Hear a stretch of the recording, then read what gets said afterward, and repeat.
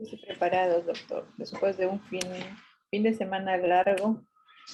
Espero que Ajá. estén con buenas energías, aunque parece que siguen de feriado largo, porque no está ni la mitad de participantes. Y eso es preocupante. Buenas noches. Buenas noches. Buenas noches. Buenas noches, profesor Sixche. Quisiera poder participar oralmente un instante, es muy breve, si es posible. Diga. Sí, es sobre una pregunta del examen que dimos el día martes. Tengo una pequeña duda. ¿Me podría presentar pantalla, por favor, yo? A ver.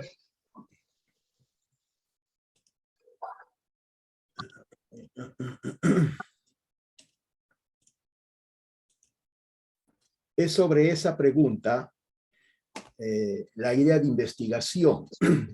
Se nos enseñó, bueno, ante todo mi agradecimiento a ustedes dos por permitirme participar en este curso. Me está haciendo realmente de muchísimo provecho. Pero tengo esta pequeña duda o observación. En esta pregunta, en la primera creo que fue de la prueba que dimos, se nos indicó como fuentes de ideas de investigación las que están allí a la izquierda, que son 7. Y la pregunta del que puede haber más, me imagino, pero esas se nos indicaron en el curso. Al lado derecho, en ese recuadro medio con bordes redondeados, ese es el texto de la pregunta. La he simplificado, en vez de decir solo artículos científicos, puse solo 7, ¿no? Porque 7 se refiere a artículos científicos, ¿no? Entonces, le he puesto esos colores para poder hacer una explicación que viene a continuación. Ahí se dice que son fuentes de ideas de nuevas investigaciones.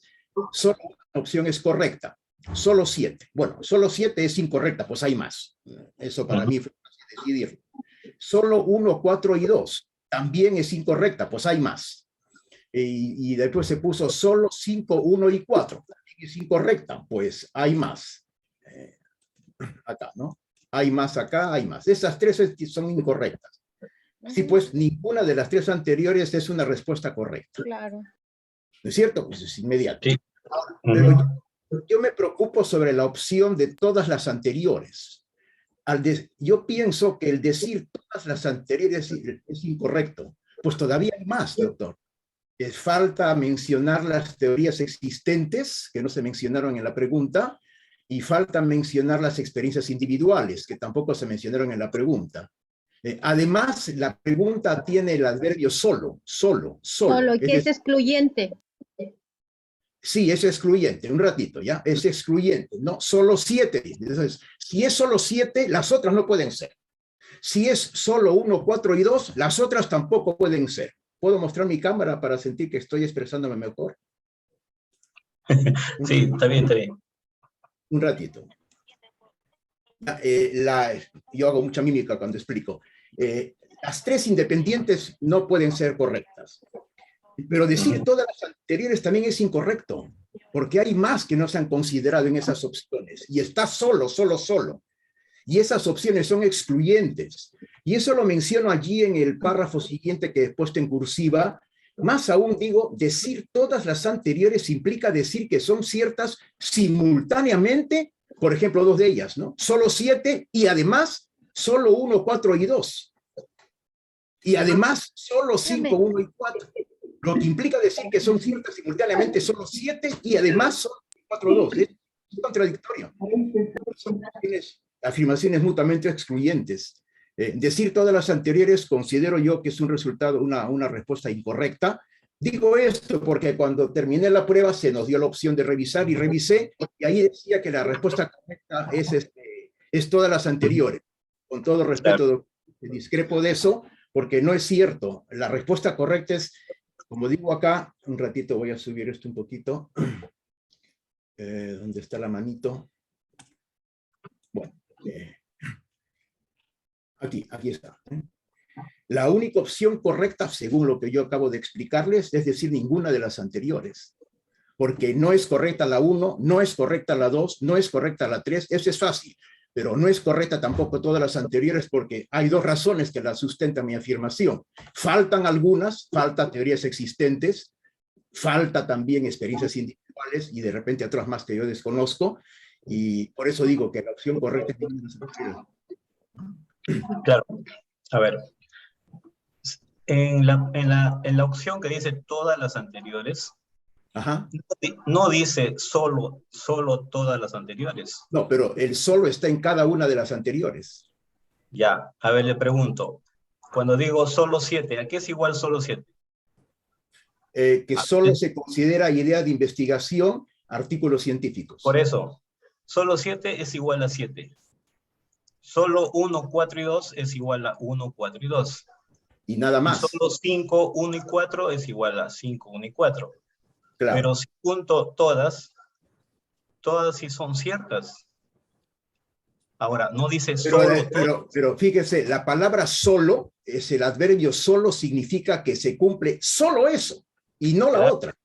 Entonces, yo digo, es como decir, doctor, disculpe, es como decir, voy a ponerlo muy simple, es como si una opción fuera A o fuera llueve, por ejemplo, llueve, y otra opción sería no llueve. Entonces yo digo, todas las anteriores, ¿cómo es posible que llueva y no llueva a la vez? Eso es contradicción. Claro, pero ahí dio un caso contradictorio, ¿no? Sí. Pero aquí no, aquí es una conjunción. Si usted nota, 7 más 1 más 4 más 2 más 5. Eso sería explicable, doctor Siche, no me gustaría discutir demasiado al respecto. Eso sería explicable si no estuviera el adverbio solo.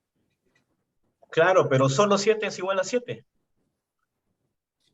Profesor, si me permite, lo que pasa es que el adverbio solo es excluyente, entonces está excluyendo, por lo tanto, todas las que llevan solo no podrían ser. Por eso es que yo, por ejemplo, también me he ido y solamente por la presencia de ese adverbio, yo he marcado ninguna de las anteriores, porque está excluyendo.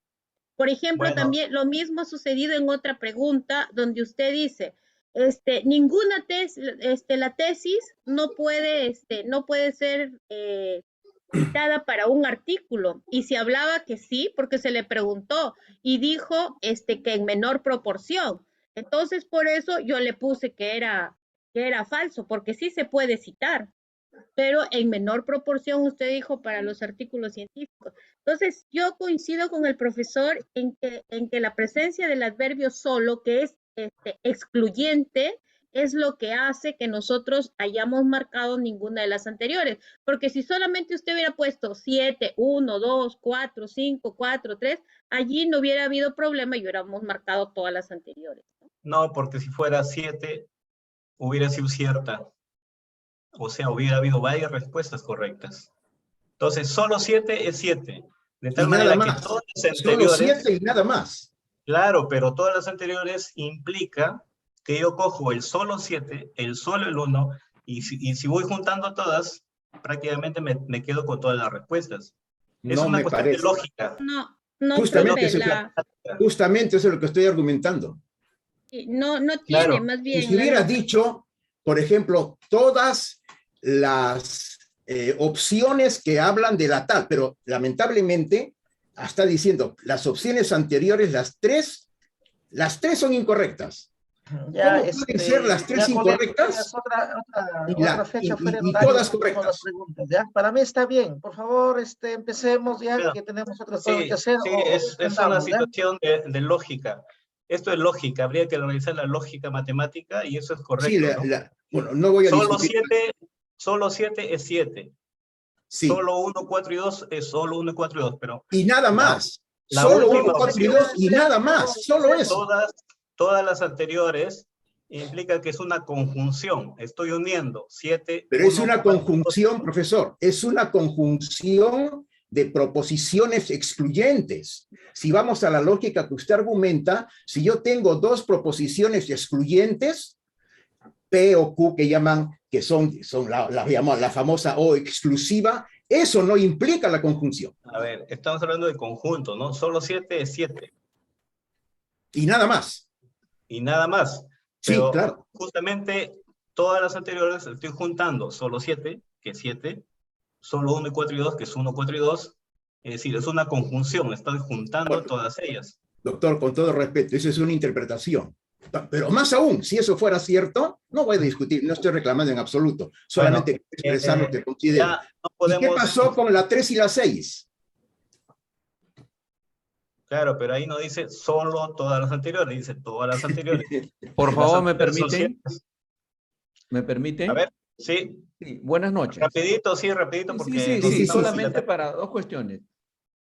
Siempre cuando hay preguntas con múltiples respuestas, uno es el enunciado y otro es la respuesta. En el enunciado se puede dejar de, o se puede obviar. Por ejemplo, aquí son 7 las fuentes, se puede obviar 2, 3, 1 o simplemente. Pero el enunciado solamente plantea 5. 5 enunciados. Y sobre esos 5 se hacen las preguntas. Entonces, y las preguntas plantean estas alternativas. Quizás en la alternativa todas las anteriores, para que sea más explícito, hubiera sido todos los enunciados anteriores. Pero se entiende por qué, porque es hasta cierto modo, si se quiere entender que todo lo hacemos, yo soy docente universitario y la mayoría de docentes, ¿no? Planteamos todas las anteriores en el sentido que se incluye todo, ¿no es cierto? Pero no con el término excluyente. O aún así, si se quiere plantear el término excluyente de solo, es una suma de todos. Y entonces eso es lo que se entiende. Con eso nomás, gracias. Sí, está correcto. Muchas gracias. Sí, va a haber supongo que algunas preguntas también así, pero es Bueno, yo solamente quería indicar lo que yo les estoy explicando, y si volviera a dar la prueba, honestamente, a pesar de lo que ustedes están diciendo, yo seguiría marcando ninguna de las anteriores porque esa es la respuesta correcta. Ok, gracias. Ok, gracias a usted, profesor. Muchísimas gracias. Sí. Vamos a continuar porque ya estamos atrasados incluso en los temas. Eliana, ¿podemos iniciar? Iniciemos, doctor. Estamos sobre la hora. Listo. Vamos a iniciar entonces. Primero, viendo lo pendiente que quedó en la clase pasada. Rapidito nada más, digamos, una recapitulación de lo que hemos visto de autores. Bueno, primero centrémonos en la programación, ¿no? Estamos el segundo módulo. Hemos visto el tema de autoría, aunque no lo hemos terminado, pero vamos a terminarlo ahora. Y específicamente hoy vamos a hablar de la redacción de un título de impacto. Estoy mostrando mi pantalla, no sé si No. están viendo. Todavía no, profesor. Carlita, un doctor. Ya. Me parecía raro que... Ya, ahora sí. Bueno, entonces estamos en el módulo 2, estamos viendo el tema de autoría, y hoy específicamente vamos a tratar el tema de redacción de un título, ¿no? Pero vamos, en el tema de autoría, pues es importante saber quién es, el orden y cómo firmar. ¿Quiénes? Pues habría que establecer criterios. Los criterios están dados ya de manera estándar, de manera... de alguna forma diría yo, pues, reconocida, ¿no? A nivel de revistas científicas, las que da el Comité Internacional de Editores de Revistas Médicas, ¿no? Que son estas que están aquí, que ya lo hemos discutido, ¿no? Entonces, hay diferentes criterios y características que los autores deben cumplir para ser llamados autores de una publicación. Autor es autor en el orden que esté primero, segundo, tercero o al último, tiene la misma denominación, aunque siempre hablamos también de establecer pues quién es el autor principal, quién es el autor corresponsal, de alguna forma algunos, si se quiere llamar cargos respecto a la autoría, ¿no? Pero es importante establecer que aquellos que no cumplen esos criterios pues son llamados colaboradores, y a los colaboradores se les agradece en una sección aparte, ¿no? Que es agradecimiento justamente. Entonces, aquellos que aportaron al estudio, que hicieron algo, es decir, alguna de estas características, pero no cumplen todas, entonces el lugar donde deben aparecer es en agradecimientos. Y ahí pues aparece la figura de mala praxis en autoría, ¿no? La autoría fantasma, es decir, autores que cumplen los criterios pero no aparecen. Y por otro lado, autores que no cumplen los criterios y sí aparecen. Entonces, eso implica mala praxis que podría llevar pues a retractaciones. En el caso un artículo haya sido publicado, pues, y si esto se comprueba, se alguien reclama, alguien denuncia una situación de mala praxis, pues la revista busca un mecanismo de comprobación o solicita mecanismos de comprobación, y si se descubre y si se comprueba que eso ha sido así, pues está este mecanismo, ¿no?, de la retractación, que implica que el documento sigue vigente, sigue apareciendo en donde se ha publicado, pero con una marca y con un aviso, con un anuncio de que se ha cometido alguna mala praxis sin autoría. En el caso de que el artículo no se haya publicado, simplemente el artículo se retira del proceso de publicación y nadie se entera, ¿no? Solamente queda en el interno entre los autores y el editor que se ha cometido una mala praxis, ¿no? El problema viene cuando ya se publicó el trabajo. Entonces, hay que tratar de evitar, ¿no?, esas situaciones que pueden llevar a estos casos. Bueno, de esa forma, pues, para controlar un poco, las revistas solicitan el aporte y las contribuciones de cada autor que aparece en el artículo para, de alguna forma, medir qué tanto los autores sí merecen aparecer como autores en una publicación. Entonces, es básicamente como una especie de control que las revistas ahora comienzan a hacer y a solicitar esa información de parte de los autores cuando hacen el envío. E incluso esa información aparece ya en los artículos publicados en la parte final antes de la bibliografía. ¿Cuántos autores puede tener un artículo? Pues en general, y la mayoría de revistas pues no coloca límites a la cantidad de autores. Podría haber un solo autor, como podría haber 10, 100, 200, 300 personas como autores.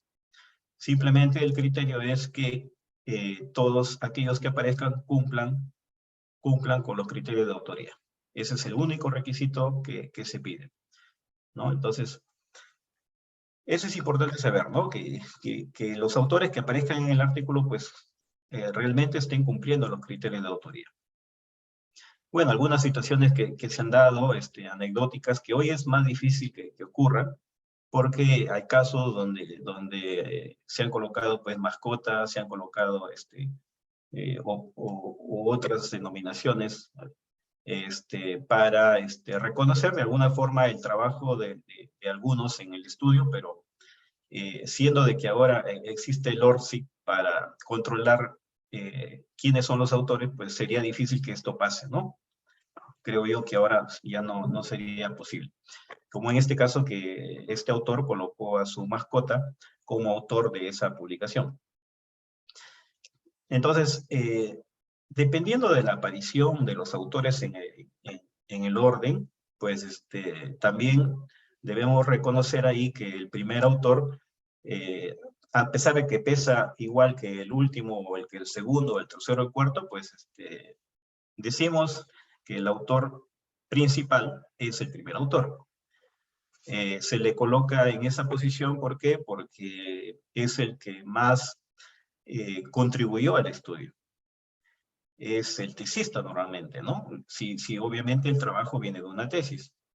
Entonces, a ese se le llama autor principal. Normalmente, generalmente, el autor responsable por la publicación, que es el más antiguo, el de más experiencia, el líder del grupo de investigación, pues su trabajo es más intelectual, su trabajo es más de gestión, y normalmente va al último.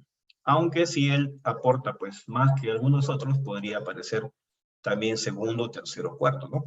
Lo importante es que el orden con el que los autores aparezcan se establezca bajo un acuerdo, ¿no? En principio hay una propuesta que alguien hace, que generalmente el tesista, el primer autor, es el que hace la propuesta de los autores y el orden con el que aparecen, pero siempre el autor corresponsal o el líder, el responsable de la publicación, establece realmente quiénes van y en qué orden, ¿no? Pero al final todo es un acuerdo, que todos dicen así va a salir, así van a ir, todos estén de acuerdo, listo, entonces así se envía, ¿no? Lo importante es que exista acuerdo al momento de tener la versión final antes de enviar a una revista. solo uno es el autor corresponsal. Aunque, como les dije también, hay casos de que dos podrían ser autores corresponsales, en el sentido de que a veces hay dos grupos de investigación que se juntan para tal vez pues hacer un trabajo más completo, más profundo, y hay dos líderes. Por un grupo, un líder, en otro grupo, otro líder, se juntan y aparecen los dos como autores corresponsables en la misma publicación. Puede pasar también eso, ¿no? Tenemos un artículo publicado así, ¿no? Con dos autores corresponsales. Entonces, hay situaciones que podrían existir, como también otra que, por ejemplo, si ustedes notan aquí, hay una anotación con el número 1, es decir, los que tienen el número 1, estos dos autores, dice aquí, contribuyeron de igual forma a este paper. ¿Qué significa eso? Que los dos son o serían los autores principales. No necesariamente el primero, ¿no? Sino los dos. Entonces, eso también es posible que se anote y las revistas lo aceptan. Luego, y algo que quedó pendiente, justamente ahí nos detuvimos, es por qué los autores se hacen conocer de una u otra forma, ¿no? En las publicaciones. Se han preguntado por qué algunos aparecen con iniciales, otros aparecen con solamente un nombre, con un apellido, otros los dos apellidos con un guión. Pues eso obedece a ciertas reglas que hay que tener conocimiento para, pues, tener claro este aspecto, ¿no? Y aquí hay un caso que pasó y en realidad es algo frecuente que pasa en la revista Ciencia Agropecuaria, que es la que yo dirijo y está en Scopus. ¿Por qué? Porque Scopus tiene un algoritmo que coge la data o la metadata de los artículos que se publican y en función de ese algoritmo, pues, crea espacios o áreas para los autores, ¿no? Entonces, y es importante para que cree automáticamente, porque es una creación automática en base a un algoritmo, cómo es que los autores aparecen en la publicación. Entonces, miren, aquí lo que pasa, el artículo se publica de esta forma, aquí están los autores, algunos sí con un guión, otros no, está suelto. Vean cómo Scopus indiza, ¿no? al primer autor. Toma el último apellido y el nombre con el primer apellido lo coloca en inicial. Es decir, para el algoritmo que usa Scopus, para indizar las metadatas de los artículos, pues el último apellido es el más importante, por lo tanto lo jala como para reconocimiento principal, ¿no? En cambio, los que han colocado sus dos apellidos con un guión, pues prácticamente eso se convierte en un apellido compuesto y es tomado como si fuera un solo apellido, ¿no? Y el nombre en inicial. Entonces, vean, dependiendo de cómo los autores aparecen, van a aparecer en la base de datos, van a ser nombrados en la base de datos. Entonces, ¿qué significa esto? Que el autor debería elegir una forma. Es decir, por ejemplo, si alguien quiere hacer su primera publicación de Scopus, pues debería elegir una forma que sea única, diferente a cualquier autor que ya aparece ahí, para que Scopus le cree un área única y no se confunda con otros autores. Esto de redactar artículos científicos consideramos que es un arte, ¿no? Y como en todo arte, pues el autor se hace conocido de una forma. Y uno debe adoptar una estrategia de hacerse conocido de una forma diferente a la que otro ya se hace conocer. Porque yo puedo tener un nombre que se parece mucho al otro, ¿no? A veces son homónimos. Entonces yo debería elegir una forma diferente a la de los otros autores que ya aparecen ahí. Entonces, lo peor pasa cuando en una publicación se llama de una forma, en otra de otra forma, y este caso también pasó porque la profesora me preguntó que su artículo no aparecía en Scopus porque lo buscaba con su apellido Sotelo, ¿no? Y en realidad Scopus lo había indizado con su apellido Méndez. Y más aún, cuando yo hice la búsqueda, encontré que la misma persona aparecía con 3 perfiles en Scopus, ¿no? Y esos perfiles Scopus los crea en función de cómo los artículos nombra a los autores. Entonces, ¿qué pasa? Que en otras 2 publicaciones, la misma persona había publicado con su nombre completo, es decir, sus 2 nombres y sus 2 apellidos. Y Scopus lo indica de esta forma. En otras 2 publicaciones, en otros 2 documentos, la misma persona había usado los 2 apellidos con guión. Y Scopus lo indica de otra forma. Y en Cita Agropecuaria, que era ese mismo documento, había aparecido con solo un apellido, un nombre y 2 apellidos, y sin guión. Entonces, Scopus lo indica de otra forma. Scopus es un algoritmo, asume que son personas diferentes. Por lo tanto, asumiendo que son personas diferentes, pues les crea diferentes áreas. Ese es un problema, ¿no? Ese es un problema que de alguna forma hay solución, pero ya generó un problema de identificación del autor. ¿Cuál es la regla entonces? La regla es que el autor debe elegir una forma pensada, estratégica, para aparecer en sus publicaciones, y esa forma utilizarla siempre, y si no cambiar esa forma de denominación.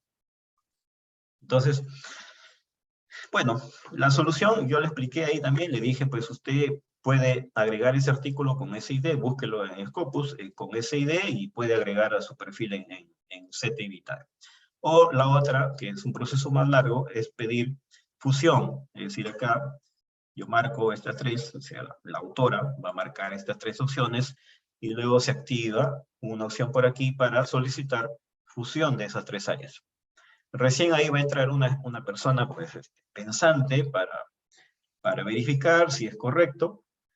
Va a ver que sí, es de la misma institución, por lo tanto va a fusionar, ¿no?, esas 3 áreas en una. Entonces, pero es un proceso más largo, ¿no?, que va a demorar algunos días más. Pero de alguna forma tiene solución. Y eso, pues, también por experiencia al inicio, tuve ese problema, ¿no? Lo sé porque pasé por ese problema, ¿no? Entonces tuve que uniformizar y a partir, pues, de la segunda publicación, solamente un nombre y un apellido porque vi que esa forma nadie lo usaba. Y por más increíble que parezca, había otros IHJR publicando. Entonces, tuve que adoptar una forma ya estratégica, pensada, y la forma más simple que uno puede llamarse sería la más recomendable. Pero si esa más simple ya alguien la usa, pues uno va a otra forma más complicada, ¿no? Entonces la forma más complicada ya es cuando junto los guiones, uso los guiones para unir. Algunos lo usan para unir sus 2 nombres, otros lo usan para unir sus 2 apellidos. Lo más frecuente es unir los 2 apellidos con el guión. Pero es una cuestión de normalización, ¿no? Entonces, ORCID viene a solucionar de alguna forma este problema porque se supone que aquí cualquier publicación que el autor haya hecho con diferentes formas que se ha podido llamar, pues las coloca en esta área, ¿no? El problema es que a veces no tomamos con la debida importancia el área ORCID porque la creamos y la dejamos ahí abandonada, ¿no? En realidad uno tiene que alimentar toda la información que tiene, su producción científica, esté en Scopus o no, para que los que quieran, los interesen en conocer más al autor, pues vean su hoja de vida en este espacio, ¿no? Entonces no debe pasar esto, ¿no? De que no hay información disponible. Uno ingresa al ORCID y no hay nada, ¿no? Entonces hay que llenar la información académico, la formación, los proyectos que uno tiene o que ha tenido, los trabajos, etcétera, ¿no? Es como una hoja de vida. Bueno, y entonces la recomendación aquí en el tema de autoría es que desde la primera publicación el autor debe elegir una forma única de aparición, diferente a cualquier otro autor, y conservar el mismo nombre en todas sus publicaciones. Porque a veces los editores, o algunos editores, no conocen esta regla, no han pasado por esto, desconocen. y a veces te dicen, no, aquí tienes que colocar tu nombre completo. Eso me pasó a mí en una publicación. Yo le dije, no, yo uso solamente mi primer nombre y mi primer apellido para aparecer en mis publicaciones. Si ustedes no lo colocan así como yo quiero, retiro mi artículo. Porque al final el autor manda, ustedes mandan cómo quieren aparecer o cómo se hacen conocer en sus publicaciones. No es que decide el editor o la revista, el autor es el que decide sobre su nombre, cómo quiere ser conocido en las publicaciones. Hay casos extremos que algunos en la vida real se llaman de una forma y en sus publicaciones se llaman de otra forma.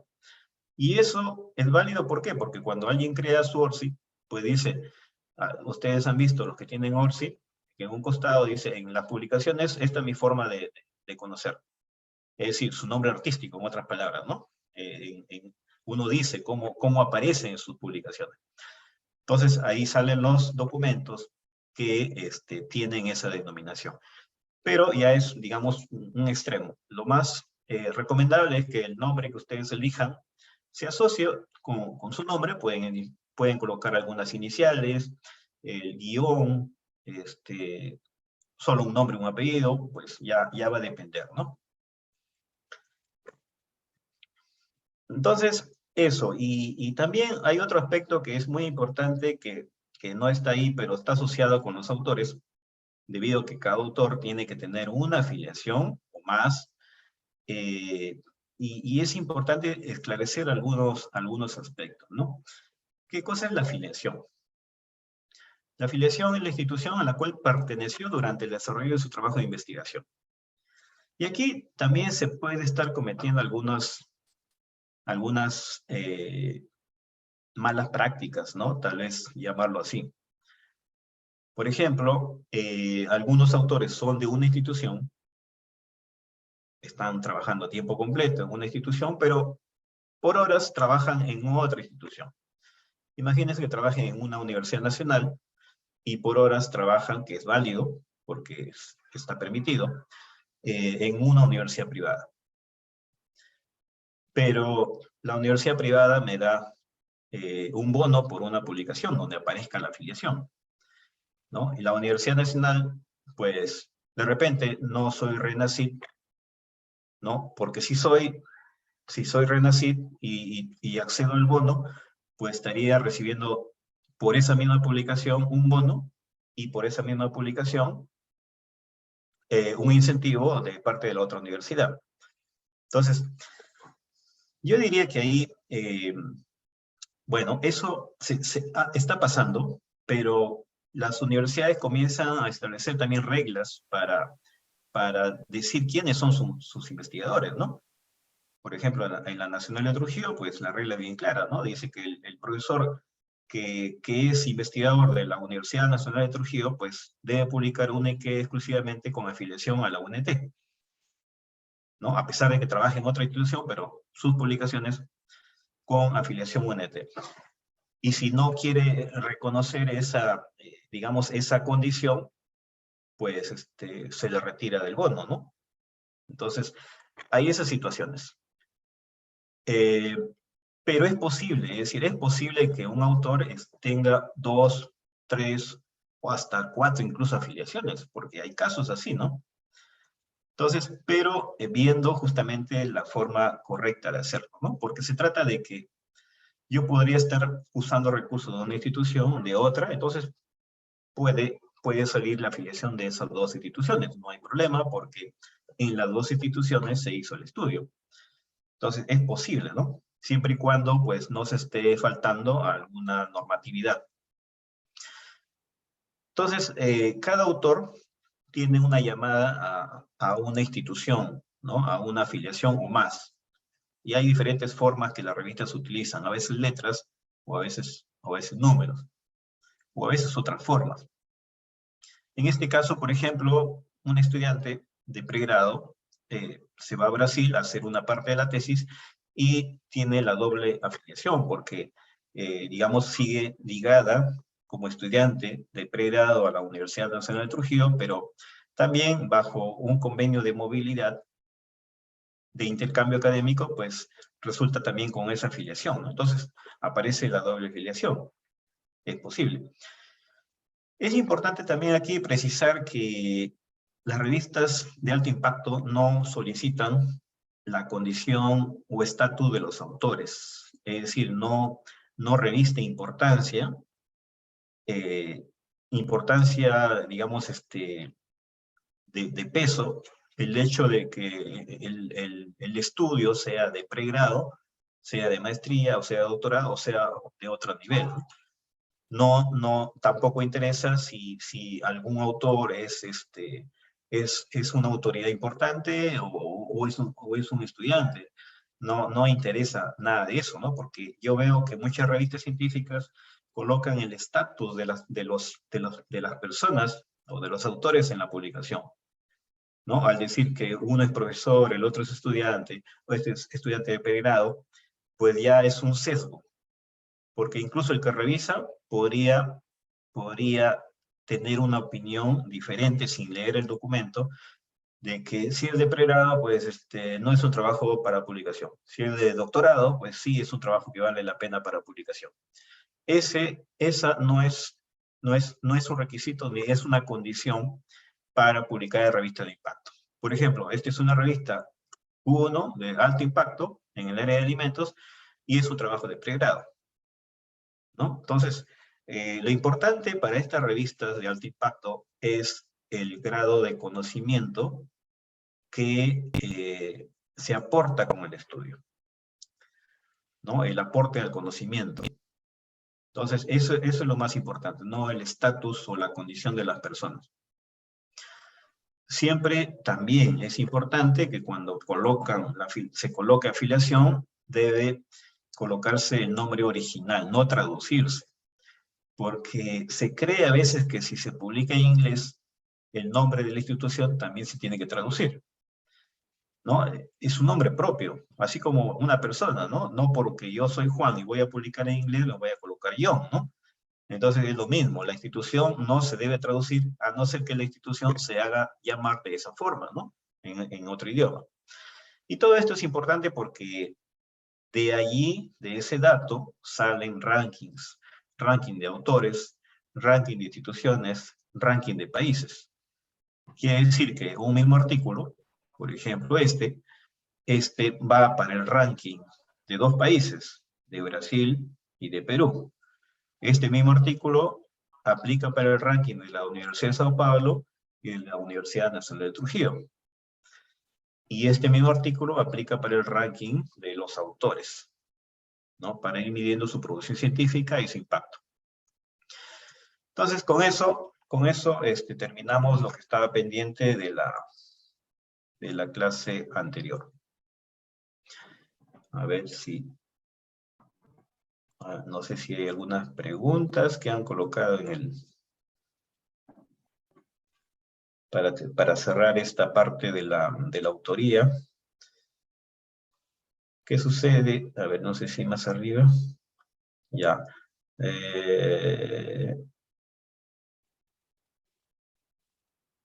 No sé si... sí, pues. Ya, vamos acá. El artículo retractado ya no es válido para una cita. Interesante pregunta. Yo creo que depende. Depende, la retractación tiene diferentes motivos. Si es autoría, pues digamos que el resultado sirve, el conocimiento sirve, entonces si va a citar el conocimiento que hay ahí, no veo problemas, ¿por qué no citarlo? Pero hay retractaciones que tienen que ver con metodología, por ejemplo, ¿no? Entonces, yo diría que depende. Ahora, yo también puedo hacer una revisión de retractaciones, y eso serviría, ¿no? Entonces, va a depender de para qué se utilice el estudio, y también va a depender de cuál fue el motivo de retractación. Pero obviamente se hace en una imagen negativa, ¿no? Los artículos retractados ya tienen una imagen negativa como que tienden a no ser citados. Pero vamos a encontrar que muchas retractaciones han sido citadas, entonces yo creo que va a depender del estudio que se haga también. ¿Existen sanciones en caso de autoría fantasma? Bueno, Hay dos, digamos, depende mucho de la instancia, ¿no? En la que se reclame ese aspecto. Y depende mucho de la legislación también.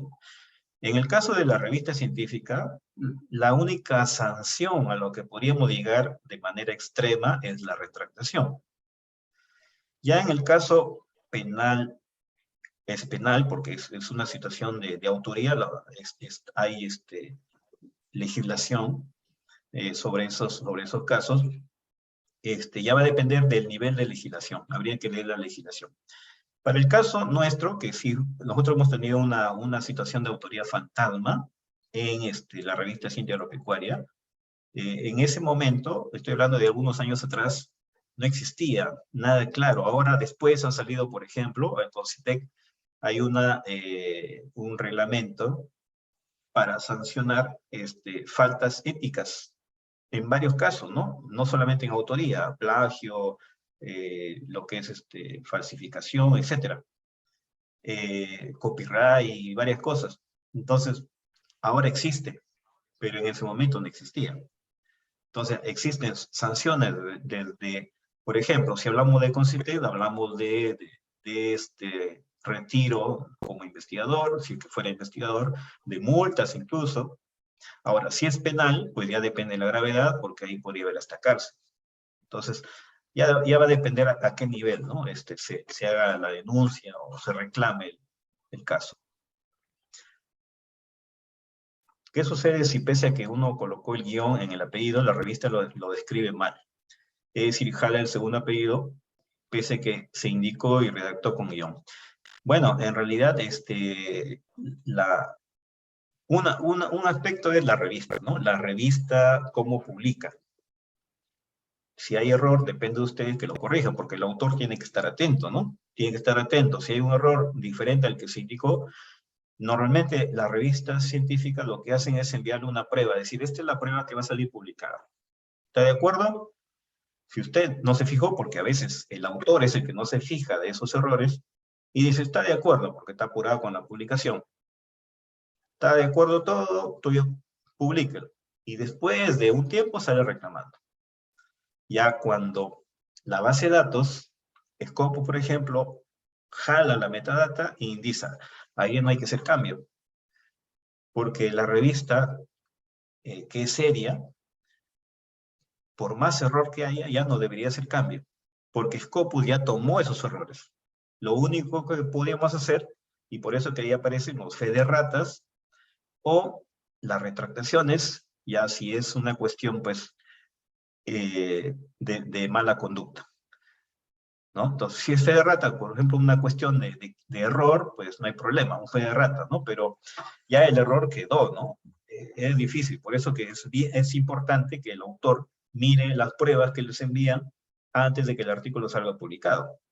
Incluso en la página web también tiene que fijarse cómo está saliendo, porque a veces en el PDF está bien, pero en la página web algún error. Entonces, tiene que estar al tanto, ¿no? El autor ni bien ve la publicación, tiene que comunicar. Se puede modificar hasta cierto punto y dependiendo del tiempo, porque si pasan ya varios días, Scopus jala la metadata y ya no se podría modificar. Doctor, pero también hay revistas que no permiten poner el nombre como una costumbre. La misma revista te dice que debes poner la inicial del nombre, apellido y nada más. En este caso, ¿qué hacer? Bueno, yo supongo, si usted me coloca un caso, Lee Morales me coloca el nombre de la revista, estimo que es una revista que es Latindex, tal vez Cielo, pero editores de revistas Scopus como que conocen cuál es la regla en estos casos. Porque editores de revistas Latindex desconocen mucho de este aspecto. Y ellos tienen un parámetro y dicen, así lo tengo que hacer siempre, ¿no? Entonces, en realidad debe ser lo contrario. El autor decide cómo es que debe o se hace conocer en sus publicaciones. Bueno, si es una revista Latindex, sepa usted que no hay problemas, a menos en temas de indización, porque digamos que no es un índice. Latindex no indiza los documentos. Disculpe, solamente es un catálogo. Sí, dígame. La revista es Scopus, doctor. Respecto a la pregunta, soy Eli Morales, el que he preguntado, y te exige a que pongas solamente la inicial del nombre y el apellido, y no permite poner, como Ya, acostumbra, ¿no? De repente mi nombre sí. completo. Ya, sí, sí, ese Scopus puede estar pasando también, porque el caso que yo les mencioné, donde el editor me exigía que vaya el nombre completo, era Scopus. Era una Scopus Q3. Y podría haber que algunas revistas que Latin de Cielo han llegado a aparecer en Scopus y el editor es el mismo, desconoce, y puede estar pasando también, ¿no? Pero es lo mismo, usted manda y usted tendría que hacer prevalecer cómo quiere aparecer. Y si no quiere cambiarlo, pues usted tiene la decisión de retirar su artículo. Yo sé que algunos y la mayoría cede a las presiones del editor, pero es por cuestión, pues ya que se cedieron y aceptaron. Pero no debe ser así, porque es su obra. Y como es su obra, ustedes deciden cómo aparece, ¿no?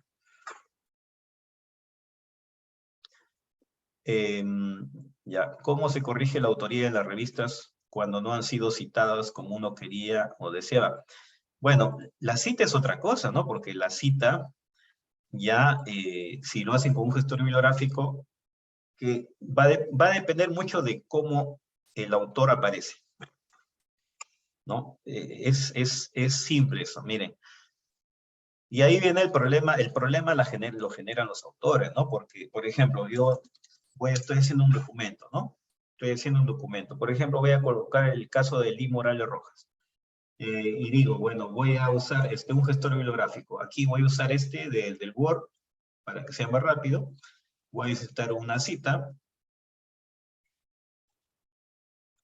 ¿no? Voy a colocar que el colega Eli Morales Rojas pues, publicó un libro. Entonces, voy a colocar que el libro que publicó, lo publicó con su nombre completo. Morales Rojas. Es decir, en el libro aparece su nombre completo. Es decir, el que va a citar va a coger ese nombre y lo va a colocar aquí. Así sea cualquier gestor bibliográfico, va a colocar el nombre como aparece en la publicación. ¿Quién comete el error? Es el autor, ¿no? Porque el autor aparece y el que cita solamente va a coger su nombre.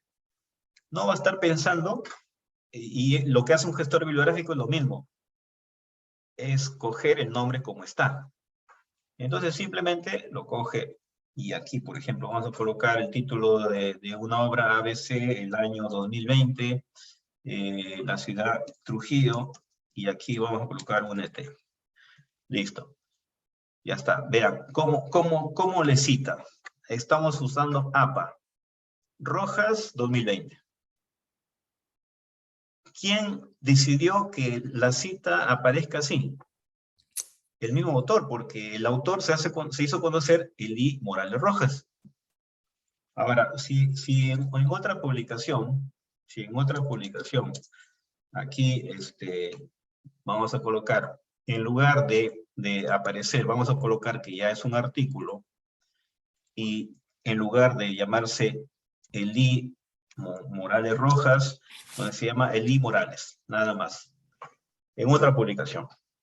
Entonces, otra publicación, vamos a colocar aquí, error, no sé, del nombre, estamos inventando, ¿no? El nombre de la revista, Journal XYZ, el año 2022, las páginas 25 a 42. Aquí vamos a colocar también otro dato, como el volumen 2 y el número 4. Ya, miren, cómo aparece el mismo autor, pero se hizo llamar solamente con su primer nombre y su primer apellido. Ahora, el mismo autor en otra publicación se hizo llamar, vamos a colocar en otro artículo, denominado, bueno, el autor, ya con guión, ¿no? Escuchó que vamos a usar el guión, o de repente el editor le dice, ¿sabe qué? Tiene que usar el guión para tus apellidos. Ya está, lo usó así. Entonces aquí publicó otro título, El poder de la redacción, no sé. Nombre de la revista, Journal, no sé, hay algunas iniciales. 2023, va a salir otro año. Y las páginas 12 al 50, bueno, estamos colocando números, pero no importa, ¿no? Solamente para ver el ejemplo. Volumen 4, número 1. Ya está, miren. Es decir, para el gestor bibliográfico o para el que redacta un artículo que está citando a este autor en sus diferentes obras que tiene, pareciera que son diferentes personas. Pero ¿cuál es el problema? El problema es del autor que hizo su producción científica con diferentes nombres. Es decir, es un nombre, pero lo hizo de diferente forma. Entonces, no es culpa del gestor bibliográfico, no es culpa del que cita, es culpa del autor, cómo aparece en sus publicaciones. Entonces, la regla es clara, ¿no? Aquí el autor es el que debe decidir cómo quiere uniformizar todo y hacerse llamar de una forma, y esa forma usarla siempre. Esa es la regla.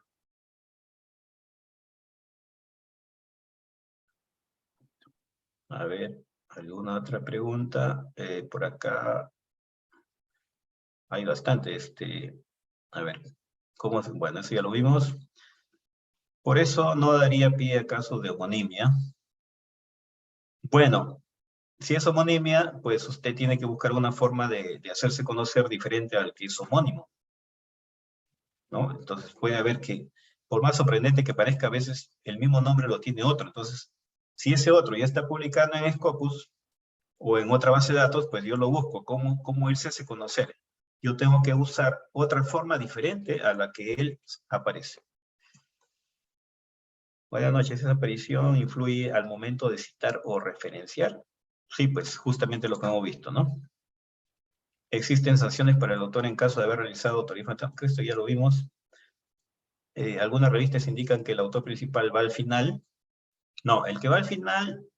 Bueno, en realidad el que va al final, normalmente no es que sea una condición exacta, ¿no? O generalizada, sino que normalmente el que va al final es el autor líder, el autor senior, lo llaman también así, o el autor corresponsal, o el asesor, si se quiere llamar, ¿no?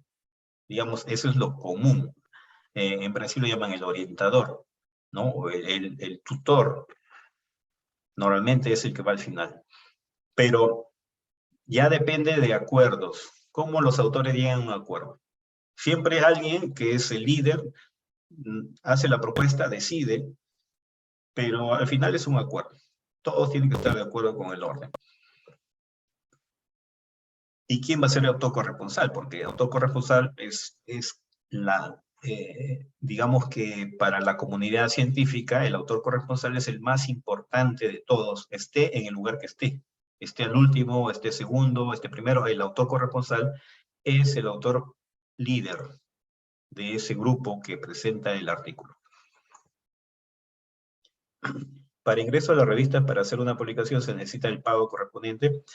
Bueno, es algo que lo vamos a ver más adelante, pero en resumen,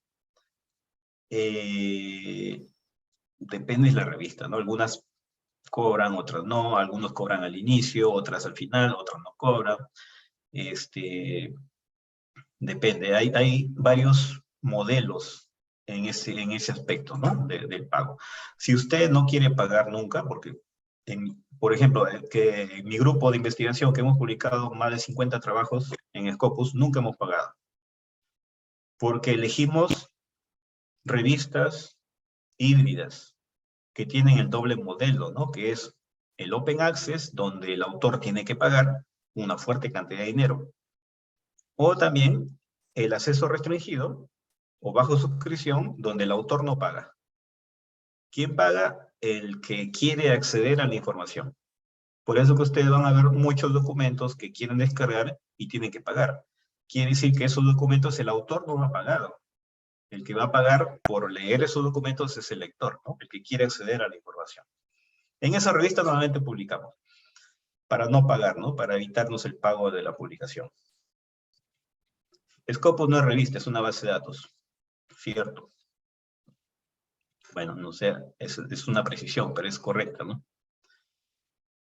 En una doble filiación, él o los autores también pueden hacer doble filiación de sus artículos o publicaciones en las correspondientes instituciones. En una doble afiliación, es decir, un autor con 2 afiliaciones, los autores pueden hacer doble filiación de sus artículos o publicaciones en las correspondientes. Bueno, no se entiende la pregunta. Colóquelo más claro, Hipólito Flores. ¿Cómo cambiar la denominación de autoría en Scopus? La denominación de autoría. No pueden cambiar. Scopus lo que va a hacer es indizar de acuerdo a sus reglas y de acuerdo a cómo se han hecho llamar. Lo único que pueden hacer es que en sus próximas publicaciones ustedes colocan de manera correcta y después digan que lo anterior es de ustedes y reclamen la fusión. Eso es lo que hice, porque yo estuve en ese problema, quise cambiar, pero no porque Scopus solamente indiza. La revista es la que, donde aparece tu nombre, ya no la puedes cambiar. Scopus toma lo mismo, en base a sus reglas indiza, y eso ya no se puede cambiar. Lo único que puedes pedir es, ¿sabes qué? Eso que aparece con ese nombre es mío, y fusiónalo con esto, ¿no? Y esa es la forma que yo prefiero llamarme en adelante, ¿no? En adelante, sí, uno elige. ¿No se aprecia en la pantalla? No sé cuál, sí, el Word, ¿no? Estaba en el Word mostrando el ejemplo. En Word está, doctor. Sí, está bien, sí, pues ahí está mostrando el ejemplo. Está bien. Puede incrementar el zoom, se ve demasiado pequeño. Bueno, ya muy tarde. Cuando es cuestión de zoom, activen su micro, si pueden, o levante la mano porque si no, leer todos los mensajes que están ahí, que hay muchos, bueno, recién lo veo. Pero este problema no se soluciona en parte con el código ORCID. No, el código ORCID, esa parte, es un área, un espacio aparte que uno crea. El código ORCID básicamente no bueno, el código ORCID se genera, pero el área lo maneja uno, ¿no? Y va a depender de uno cómo lo maneje, porque a veces ahí, como le dije, está vacío, y si está vacío, pues no cumple el objetivo, ¿no? Va a depender del mismo autor. Y si lo usa bien, pues ahí va a aparecer su producción científica, así se haya colocado con un nombre, con otro nombre, con otro nombre.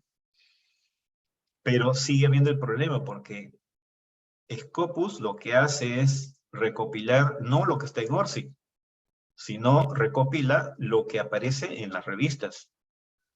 Entonces, hay que tener cuidado cómo uno aparece en la revista, ¿no? Cómo su nombre aparece en la revista o en el artículo donde publica. Buenas noches. Si la revista no es de acceso abierto, ¿cómo hace el CONCITEC para evaluar esa publicación? Bueno, el CONCITEC tiene acceso. Ahora, no sé para qué para qué casos, ¿no? Evaluar para qué, porque en realidad CONCITEC lo que hace es jalar lo que importa para la calificación, que es el cuartil, por ejemplo, el nombre de la revista, no más, o sea, no accede al contenido en realidad, no necesita acceder al contenido. No sé, en todo caso la pregunta, más o menos, no sé si se refería a eso. ¿Cómo se hace la fusión de autores en Scopus? Bueno, si solamente buscar, no sé si hay un caso, ¿no? Si hubiera un caso, lo buscamos y hacemos el ensayo, ¿no? Porque sería con un caso nada más ver. Porque lo otro es justamente lo que está en la figura, que ya lo expliqué, ¿no? En la figura que he mostrado, justamente es buscar al autor, por ejemplo aquí, aquí están, el mismo autor identificó sus 3 áreas. Y esa búsqueda la hice yo, ¿no? La hice para mostrarle a la profesora, capturé pantalla y le dije, mire, usted aparece con 3 perfiles. Lo que tiene que hacer es marcar estas 3 casillas. Al marcar esas 3 casillas, se va a activar acá, que hacer una solicitud. Y la solicitud que va a hacer es fusión. Ya está, eso se envía. Y antes de la fusión le dice, ¿cuál es el nombre que usted prefiere que aparezca? Es decir, va a fusionar, pero ¿cuál es la forma que usted va a usar en adelante? Entonces usted elige, ¿no? Elige y envía la solicitud y después de unos días va a tener una respuesta. Pero es eso. Muy bien. Google, no sé qué es eso. A ver. Sí, hay tutoriales. Hay tutoriales, ahí está. Hay videos también. Busquen en YouTube también fusionar autores en Scopus y van a encontrar. O sea, como es un problema recurrente, pues hay varias información, documentos, tutoriales, videos que explican cómo hacer esa fusión. Cuando el autor paga, significa que el artículo será de acceso abierto, entonces ayudaría a que mi artículo sea más citado, ¿verdad? Sí, se ha demostrado de que si los artículos están en acceso abierto, son más citados, en general. No es que sea una regla, pero digamos, en general se ha demostrado eso. Va a depender también del contenido, de la calidad, etcétera, ¿no? Pero si es de alto impacto y es de acceso abierto, es más probable que tenga más citas. Muy bien, vamos entonces nos queda 1 hora y vamos a pasar al siguiente tema. Cualquier pregunta que vayan apareciendo, colóquenlo en el chat y lo vemos mejor al final, ¿no? Para aprovechar el tiempo y terminar lo que tenemos para hoy. Entonces, vamos a hablar ahora del título. Estamos viendo en el orden, ¿no? En el orden de la redacción, porque el título, resumen y palabras clave, es mejor siempre hacerlos al final, ¿no? Pero estamos siguiendo el orden. Entonces, vamos a hablar de título. Antes de eso, quisiera comenzar con la estructura que vamos a seguir. Título, autores ya vimos, pero ahora vamos a ver título, luego resumen, palabras clave. Esos elementos son importantes por un tema de visibilidad. Y vamos a poner mucho énfasis en esos 3 aspectos, título, resumen y palabra clave, porque son los elementos que normalmente se indican en la base de datos. Si ustedes ingresan a Scopus, Scopus lo que hace es indizar títulos, autores, afiliación, resumen y palabra clave. Nada más. No les da acceso al contenido completo. Cuando yo busco en Scopus, las búsquedas se hacen en función de lo que aparece en el título, en el resumen y en las palabras clave. Por lo tanto, es muy importante tener estrategias adecuadas en esos aspectos, en estos elementos, porque dependiendo de las estrategias, yo voy a ser más visible o menos visible, más citado o menos citados.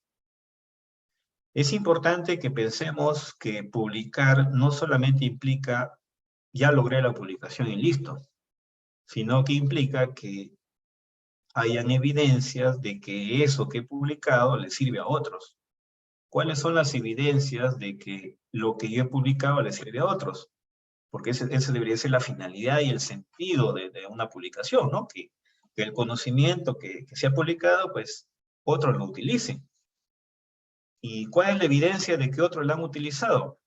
Bueno, existen varias, pero la que se utiliza por excelencia para calcular el impacto es la cita, ¿no? Si el artículo no tiene citas, quiere decir que no tiene impacto.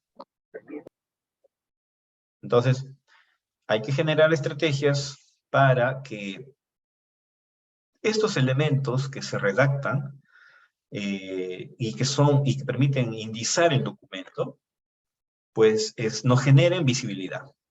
Entonces, vamos a mencionar justamente estrategias que nos permiten cumplir con ese criterio. Es decir, buscando visibilidad. Y después, también, obviamente, nos preocupamos en la calidad de la introducción, metodología, resultado de discusión, que es lo tradicional, que ahí están los detalles del estudio. Posiblemente no todos lleguen ahí, pero sí todos van a ver el título. Y si el título les convence, posiblemente lean el resumen. Y las palabras clave por un tema de búsqueda. Entonces, vean, cada elemento es importante. Si ya ingresan al documento, pues le va a interesar o la introducción, la metodología tal vez para otros, los resultados para otros, la discusión. Y finalmente, pues conclusiones, agradecimiento, bibliografía, pues también es importante porque ahí se miden varios aspectos. Los editores generalmente tomamos esa última parte para decidir si vale la pena publicar un trabajo o no.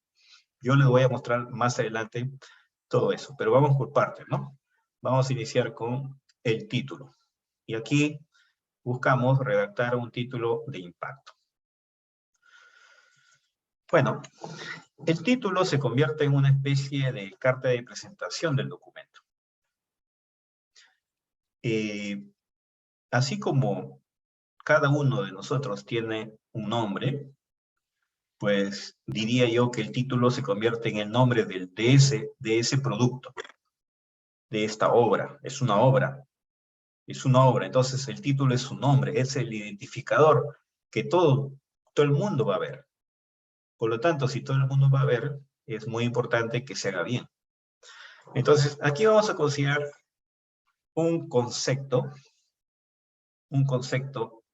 que debería ser aplicado en todos los casos, porque en todos los casos, cuando hablamos de producción científica, incluso las tesis, porque la tesis va al repositorio y puede ser citado, es decir, a pesar de que no es una publicación, no se considera una publicación, pero sí puede ser citada. Es un documento citable. Por lo tanto, si también en las tesis, que nosotros lo hacemos, pues si nosotros lo hacemos en las tesis, la misma regla que vamos a explicar aquí. Porque queremos que los documentos que se publiquen, pues, desde el título también contengan elementos que nos hagan más visibles. Entonces, ¿cuál es el concepto que aplica para estos casos? Frase que con el menor número posible de palabras describe adecuadamente el contenido del artículo. Hay una característica aquí llamada concisión. Y hay otra característica que esta segunda parte llamada información. Es decir, el título debe ser informativo, pero conciso. Ahora, eso a veces es difícil, porque yo puedo ser muy informativo y me olvido de la concisión. O puedo ser muy conciso y no soy informativo. Vamos a ver aquí estrategias para lograr un equilibrio entre esos dos criterios. Y como estrategia que sea llamativo, es decir, que llame la atención. Entonces vamos a comenzar por ese aspecto, ¿no? Llamar la atención. Bueno, yo podría llamar la atención con un error gramatical, ¿no? Todo el mundo se va a enterar, ¿no? Porque el título todo el mundo lo ve, ¿no? Imagínense que en el título me equivoque en una palabra, en lugar de C esté con S, o en lugar de S esté con Z, o viceversa, entonces ya es un error gramatical que va a llamar la atención, pero de manera negativa, ¿no? Eso, obviamente, no habría que buscar, ¿no? Hay que buscar estrategias para llamar la atención, pero que no nos genere, sensaciones negativas, ¿no? Entonces, en artículos científicos también ha pasado y pasan casos de errores en el título, errores gramaticales, errores de redacción, que a veces son imperceptibles, pero ahí están. Y la única forma de decir, y justamente la seriedad de una revista indizada en Scopus, Web of Science, es que por más que yo quiera cambiar, eliminar ese error, ya no puedo. ¿Qué es lo que tengo que hacer? Un fe de rata. Entonces, si ustedes ven este artículo, tiene un error en el título. En el momento no se dio cuenta el editor, los autores, los revisores tampoco. De alguna forma eso también podría tener una implicancia con la revista, porque que le pase a todo el mundo, revisores, editor, autores, ya sería pues algo que lo deja mal parado la revista, ¿no? Pero pasó, y después cuando sale publicado, pues alguien se dio cuenta, comenzaron por ahí los foros a manifestar los errores, y llega a la revista, ve que es así, y un fe de rata, ¿no? Entonces, sobre este error hay un fe de rata. Pero el fe de rata, pues nadie lo ve, ¿no? Poco lo ven. Pero hay un fe de ratas diciendo que el nombre del microorganismo está mal escrito. En lugar de Streptococcus, pues es Streptococcus, ¿no? Entonces, imagínense, tamaño error, ¿no? Eso no debe pasar. Uno tiene que chequear el título, cada palabra que más si va a publicar en inglés, porque a veces no es nuestro idioma, y pues imagínense que pase esa situación, ¿no? Ahora, estrategias comunes, válidas, y que se vienen utilizando en títulos para generar atención, llamar la atención al lector. Es decir, que el título cumpla la función de enganchar al lector, de convencer al lector que el trabajo debe leerlo, y es importante en ese tema. Entonces, una estrategia principalmente utilizada cuando hay más de 15 palabras, o algunos dicen más de 12, entonces más de 12 ya es un título extenso, más de 15 es un título extenso. Entonces, cuando hay muchas palabras, hay que traer adelante lo más importante, las palabras más importantes. Generalmente, cuando ustedes vean un título con dos puntos en una parte del título, quiere decir que se está aplicando esa estrategia. Que lo más importante, lo más llamativo, lo que quiere el autor resaltar, pues lo trae el inicio, ¿no? Entonces, ante un mundo de palabras, pues resalta más lo que aparece al inicio. Eso es lo que se busca, ¿no? Aquí. Entonces, si lo que está al inicio y lo más importante es lo más llamativo, pues va a ser más fácil convencer al lector que ese trabajo, pues, lo lea, ¿no? Entonces, eso es lo que busca esta estrategia. Entonces ahí testimonio y autobiografía, ¿no? Sería lo más importante para este trabajo. Y así yo podría ver acá, por ejemplo, ¿no? Siempre trayendo a colación a veces los problemas que actualmente están en boga, están en discusión, están pues hablándose. Entonces yo traigo eso, ¿no? Al inicio, como para generar esa llamada de atención al lector. Violencia y género, por ejemplo, aquí, ¿no? Lo más importante. Nosotros, desde el inicio, yo aprendí esto desde el inicio, ¿no? Desde mi primera publicación, me dijeron, acá hay muchas palabras, coloca esto al inicio. Sostenibilidad de naciones por inicio. En ese tiempo, pues había una especie de moda de hablándose y publicándose en el tema de sostenibilidad. Entonces, digamos que es uno de los trabajos bastante citados, ¿no? Entonces, vean que es una estrategia muy usada. Y así lo venimos utilizando, ¿no? En diferentes trabajos que publicamos. Segunda estrategia, incluir el aspecto más novedoso. Diferenciación. Es decir, todo autor sabe qué es lo nuevo que está haciendo. ¿Cuál es la pregunta que hay que hacernos, no? ¿Cuál es la novedad de mi trabajo? Que esa novedad aparezca en el título. Esa es la idea, ¿no? Entonces, cuando, por ejemplo, ya el hecho de que en este trabajo se colocan nuevos datos y nuevas perspectivas, el mensaje que se está dando de que hay información nueva respecto a otros trabajos que ya se han publicado sobre ese tema. Es decir, da la idea de que el uso del vuestro en el español de Cusco, hay otros trabajos que se han publicado. Pero lo que aporta este estudio son nuevos datos, nuevas perspectivas. Entonces ya el mensaje es de que hay algo nuevo en el estudio. Vean que aquí usa la estrategia también de lo más importante al inicio, y aparte que contiene lo nuevo del estudio.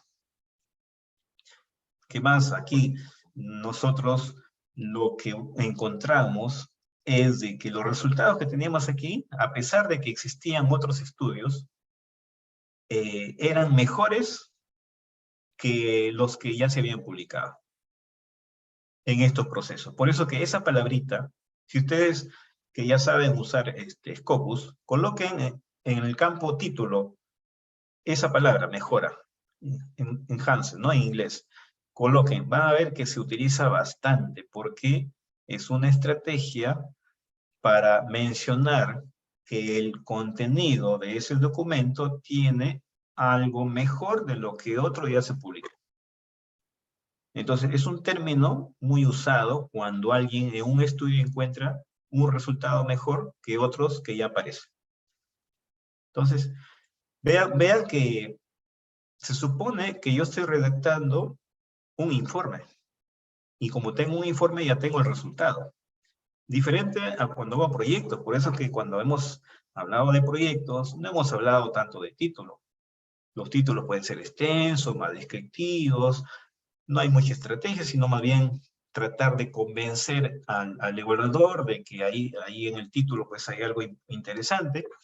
Pero ven que aquí ya es otra estrategia, ¿no? Porque aquí se trata de un documento que se va a publicar. Diferente al proyecto que no se va a publicar. Entonces, y además, en los artículos y en los informes de tesis ya tengo los resultados. Entonces yo puedo también el resultado hacer aparecer en el título. En este caso, decidimos colocar la técnica de clasificación, que es parte del método, como algo importante que aparezca en el título. Vean que uno va buscando su estrategia, ¿no? ¿Qué es lo más, en este caso, qué es lo más novedoso? ¿Qué es lo que lo hace diferente de otros trabajos que podrían ser similares? Por ejemplo, acá ya existían otros trabajos similares, aplicando la misma técnica, evaluando el mismo criterio de calidad, pero lo nuevo y lo diferente aquí fue la técnica de clasificación. Era la primera vez que se usaba esa técnica. Entonces, por eso decidimos que esa técnica estadística aparezca en el título. La tercera estrategia, que para algunos, generalmente metodólogos tradicionales, podría resultar una aberración o podría ser algo inviable. Y es algo que se usa mucho. La pregunta en el título. El título en completo o en parte en forma de pregunta. Aquí una parte, por ejemplo, y aquí usa dos estrategias, ustedes ven, ¿no? A pesar de que no se justifican los dos puntos, porque no hay muchas palabras, pero de alguna forma, pues, como hay la pregunta ahí, para separar, ¿no? La pregunta de lo que no es la pregunta. Atención plena y sostenibilidad, 2 puntos. Correlación o causalidad. Las preguntas en el título lo que hacen es generar, y lo que dice el concepto de las preguntas, generan curiosidad y estimulan la búsqueda de respuestas.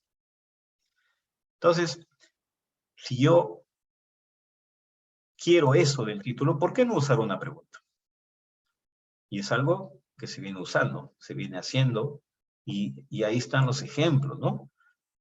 Simplemente hay que revisarlos, ¿no? Entonces, aquí hay otro ejemplo.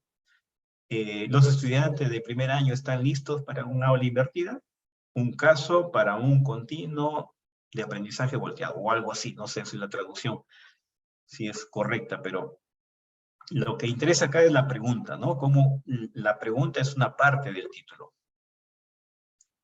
Lo importante de la pregunta en el título es que genera justamente esa curiosidad, estimula la búsqueda de respuestas, y la respuesta debería estar en el resumen, ¿no? Por eso después vamos a ver resúmenes también que que se alinean a lo que aparece en el título. Entonces, otra estrategia. ¿Qué tan verde? Otro ejemplo. ¿Qué tan verdes son los gobiernos locales y regionales? Un análisis a partir de su interés en la inversión pública ambiental del Perú. Una revista peruana, apuntes que está en Scopus. Vean, una pregunta, una parte. También este es un artículo a raíz de COVID que está en forma de pregunta, incluso es una revisión, y incluso podría también asegurar que la mayoría de artículos de revisión que tratan de resolver una pregunta específica y son más cortos, pues normalmente aparecen como pregunta. ¿Cuál es el impacto de la enfermedad COVID-19 sobre la agricultura? Vean, es un artículo, y esto a la fecha, en Google, en el Google académico, tiene 321 citas, y en Scopus tiene 149 citas. Es un artículo de alto impacto, ¿no? ¿La pregunta tendrá algo que ver? Yo creo que sí. De alguna forma cumple ese rol, que es generar curiosidad y estimula la búsqueda de respuestas. La respuesta aparece en el resumen y si interesa más, está en el contenido. Pero véanlo como una estrategia. No es que siempre hay que usar la pregunta, hay que ver en qué casos, en qué situaciones. Una pregunta o parte del título como pregunta podría caer bien. Ahora, respecto a la información que debe tener el título. Yo puedo colocar mucha información. Variable de estudio, el método, objeto de estudio, la técnica, diseño, resultado, localización del estudio, la fecha de ejecución. A veces se coloca como regla que todo eso debe ir. Y eso está mal, ¿no? Porque si todo eso va, imagínense, tenemos títulos extensos. Incluso, ustedes deben saber ya que la SUNEDO ha establecido que el título de una tesis, si hablamos de tesis, debe tener máximo 20 palabras. ¿No? Entonces, digamos que la SUNEDO, y eso cuando se depositan los documentos al RENATI, pues en el campo título acepta máximo 20 palabras. Entonces, de por sí está limitada ya, ¿no? Los títulos de las tesis para depositarlos en el repositorio. Entonces, vean que ya no deberíamos más bien pensar en títulos estratégicos, ¿no? No que contenga toda esa información, porque si no, no vamos a cumplir con ese máximo. De igual forma, uno debe buscar la estrategia. Quiere decir que para una publicación de impacto debe colocar lo más importante, lo que sea de mayor interés, lo que sea más relevante. Entonces, por ejemplo, si hablamos de tiempo, porque ahí viene un poco la discusión, ¿no? El tiempo debe ir, la temporalidad del estudio debe ir. Yo creo que depende. ¿Depende de qué? Depende de qué tanto genere interés e impacto esa temporalidad. Porque si yo coloco mi 2021, por ejemplo, ¿ustedes creen que va a ayudar a que el título haga la función de generar interés e impacto? Pero si yo coloco una temporalidad como 1930, 1940, 10 años, 11 años ahí, de tiempo que se consideró para ese estudio, ¿no creen que sí en ese caso ayudaría a dar un mensaje de que hay mayor impacto? Es un estudio más proyectivo, es un estudio de mayor profundidad. Entonces, yo creo que sí.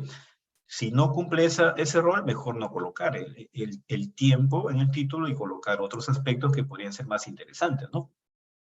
Entonces, vean, hay muchos ejemplos en ese sentido. 1930, 2010, una temporalidad bastante grande, ¿no? De análisis del estudio. Son estudios más para revistas Scopus, porque son estudios más proyectivos, son estudios de mayor alcance, de mayor profundidad. Y si no contienen ese aspecto, mejor buscar otros elementos que le den profundidad al estudio y no el tiempo. ¿No? Y así, ¿no? Podríamos colocar muchos ejemplos de estudios que colocan el tiempo, la temporalidad, en este caso de una revisión, incluso una revisión sistemática, que incluye también el tiempo en el título. Bueno, y hay más ejemplos, ¿no? El aspecto temporal es otro aspecto que a veces se exige, ¿no? Tienes que colocar el lugar, la ciudad, el distrito, la provincia, el país. Imagínense, toda esa información. Pero aquí hay una regla que hay que saber. ¿Hasta dónde sirven tus resultados? ¿Cuál es el alcance que le puedes dar a tus resultados? Eso uno tiene que analizar aquí. Y para que se entienda eso, vamos a explicar este caso, ¿no? ¿Por qué decidimos que aquí esté en Brasil? Ese estudio se hizo en 3 haciendas. Aquí están las 3 haciendas. 1, 2, 3. Esas 3 haciendas están en una ciudad llamada Amparo. Y esa ciudad de Amparo es este puntito de todo el estado de Sao Paulo. Y el estado de Sao Paulo es toda esta región de todo Brasil. Vean, pero en el título no colocamos en Amparo, Sao Paulo, Brasil, sino en Brasil. ¿Qué quiere decir esto? Lo que estamos transmitiendo como mensaje es de que los resultados, a pesar de que se han hecho en 3 haciendas familiares de esa ciudad, pues el alcance hasta dónde se podría proyectar el estudio es a todo el Brasil. ¿Por qué? Porque el resto de haciendas que hay en todo Brasil, que son más o menos 300, pues tienen el mismo marco jurídico, las mismas características, etcétera, etcétera, etcétera. Entonces, el mensaje que se transfiere a través del título también está en función del alcance. Y si no se hubiera colocado en Brasil, pues implicaría de que el alcance es global. Y generalmente cuando se hacen estudios, pues bajo situaciones controladas o bajo situaciones específicas, no interesa dónde se hizo, porque el alcance es global. En cualquier lugar puede pasar lo mismo, o se puede llegar a los mismos resultados. Entonces, vean, es una cuestión de dar un mensaje, ¿no? Hasta dónde valdría o tendría alcance en los resultados de ese estudio. Por ejemplo, otro caso, aquí vean el título, se dice Pandemia y Políticas Sociosanitarias en América Latina. Pero si vemos el estudio no se hizo en toda América Latina, se hizo en Argentina, Brasil, Chile, Colombia, México y Perú.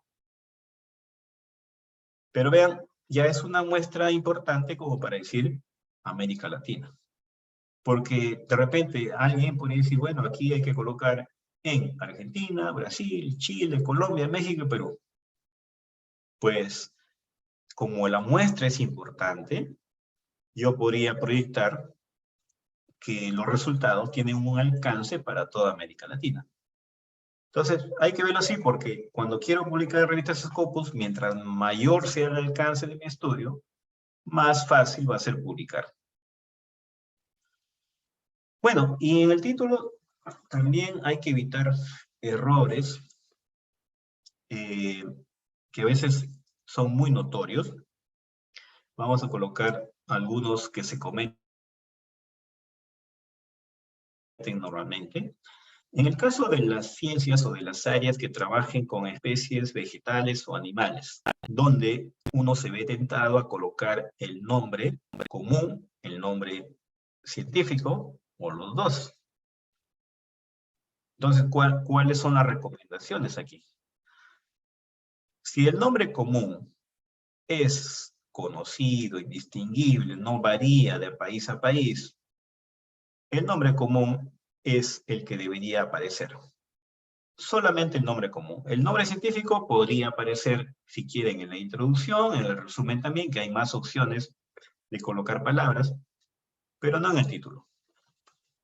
Ahora, cuando el nombre común varía de un lugar a otro, hay especies, por ejemplo, coloco esto del chocho, tarwi, lupinus, y si ustedes buscan, hasta 7 formas de llamarse tiene esta especie. Entonces, obviamente, el nombre común ya no debería prevalecer, ¿no? Sino más bien el nombre científico porque es único, indistinguible. Listo, nombre científico, nada más. Ahora, en otros casos, donde yo quiera dar, digamos, a una especie que no es muy conocida, no es muy revalorada, no es muy estudiada, y quiero hacer notar también su nombre común, porque poco se ha publicado, entonces quiero hacerlo conocer también en su nombre común, y además, para que quede más claro el nombre científico, entonces pueden ir las dos cosas. Pero eso cuando hay algo especial, ¿no? Entonces, ahora, cuando el título no es muy extenso, pues también podrían ir las dos cosas, ¿no? Nombre común y nombre científico. Pero uno trata de ser lo más conciso posible. Entonces, siguiendo estas reglas, uno podría, pues, llegar a la concisión ideal como para tener un título, pues, de mayor impacto, ¿no? Algunos errores de concisión. Colocar 8, por ejemplo, ahí, 8 factores de riesgo. El 8 sería un adjetivo numeral que no sería necesario, ¿no? Eso lo he colocado ahí para decir que sería un error colocarlo, ¿no? Simplemente, como está publicado el trabajo, factores de riesgo en el bajo desempeño, etc. Y aquí en el documento hay 8. El 8 lo he colocado a propósito, ¿no? Pero para denotar que sería un error colocarlo, ¿no? Entonces, ahora, otro caso de error también sería colocar un artículo, por ejemplo, los factores de riesgo. El título, así como está bien escrito, pero si coloco el adjetivo numeral, o en este caso un artículo, sería un error de concisión. Es decir, está de más. Son palabras que estarían de más colocarlas. Algunos errores de claridad. La sintaxis. Por ejemplo, tabla para medir la ansiedad en español. Sería un error de sintaxis porque pareciera que la ansiedad tuviera idiomas, ¿no? La ansiedad en español, la ansiedad en inglés, y no, ¿no? La tabla es en español. Lo correcto sería tabla en español para medir la ansiedad. Error de sintaxis. Y así vamos a encontrar muchos casos. Hay casos, pero no podemos detenernos en muchos casos, pero yo creo que queda claro, ¿no? La forma como las palabras se ordenan en el título tiene mucho que ver para la claridad. Y que no quede confusión la idea que se quiere transmitir a través del título. El mismo ejemplo, ¿no? Varios. Si yo coloco varios factores de riesgo, también sería algo vago, que iría contra la claridad. Algunas, aquí está en el título, sería un error. Algunas precisiones. Incluso, si yo digo algunas, da la idea de que conozco que hay varias, pero yo he hecho solamente algunas. Entonces, más bien me quita impacto, ¿no? Me quita interés el hecho de colocar algunas. Dentro de estos errores de claridad también están las jergas o jerigonzas, o lenguaje difícil de entender, principalmente aquellos que a veces les gusta hablar mucho, les gusta hacer un rodeo de palabras, un juego de palabras para expresar algo que podría ser expresado de manera concreta y sintética, pues a veces los títulos están así también, ¿no? La RAE misma, la RAE coloca este ejemplo como un caso de jerigonza. Cabe traer a colación que los expertos recomiendan mantener el músculo orbicular de los labios en estado de contracción permanente. Vean el juego de palabras, ¿no? Pues de esta manera se impide el ingreso en la cavidad bucal de estos sucios y molestos dícteros de la especie musca doméstica. La RAE misma dice que un lenguaje sin jerga sería esto. En boca cerrada no entran moscas.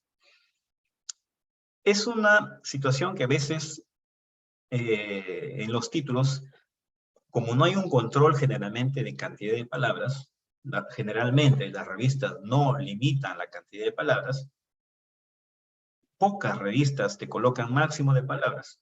Por eso que generalmente está libre. Tú puedes decidir cuántas palabras aparecen en el título, en artículos. Estamos hablando de artículos científicos.